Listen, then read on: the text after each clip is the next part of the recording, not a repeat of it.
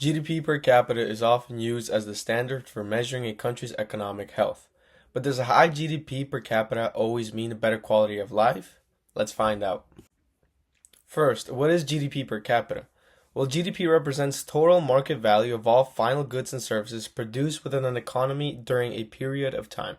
Essentially, it represents a nation's total income. GDP per capita is calculated by simply dividing GDP by this population size. Because it provides a basic measure of the value of output per person, a higher GDP per capita usually means a richer country with more goods and services available, indicating economic prosperity.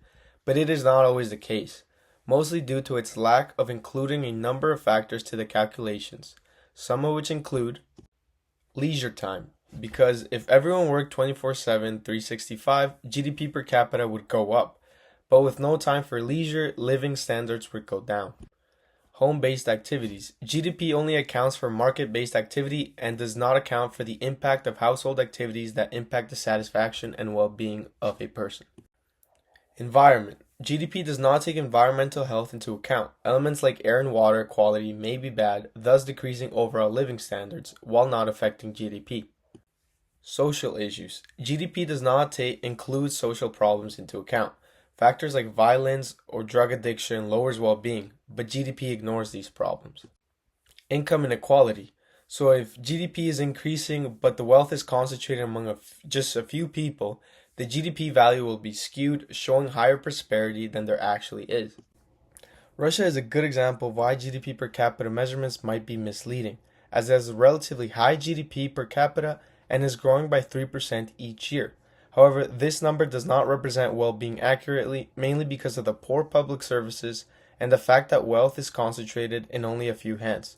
Russia's weak public services are directly linked to high military spending, as the funding is not being distributed equally, creating low quality of life. Russia also has one of the highest wealth gaps in the world, as according to econs.online, the richest 1% of Russians own about 56% of the country's wealth. In Russia, the GDP per capita is around $14,000 on average, but most people earn far less than that. The key takeaway is that it is important to understand that even if GDP per capita usually has a direct correlation with economic prosperity, it cannot be used as a direct measure of the population's well-being, as it ignores several important factors. In other words, a higher GDP per capita doesn't always mean better overall health for a country, but it usually is a good sign for a country to have a high measurement. Thank you for watching. Until next time.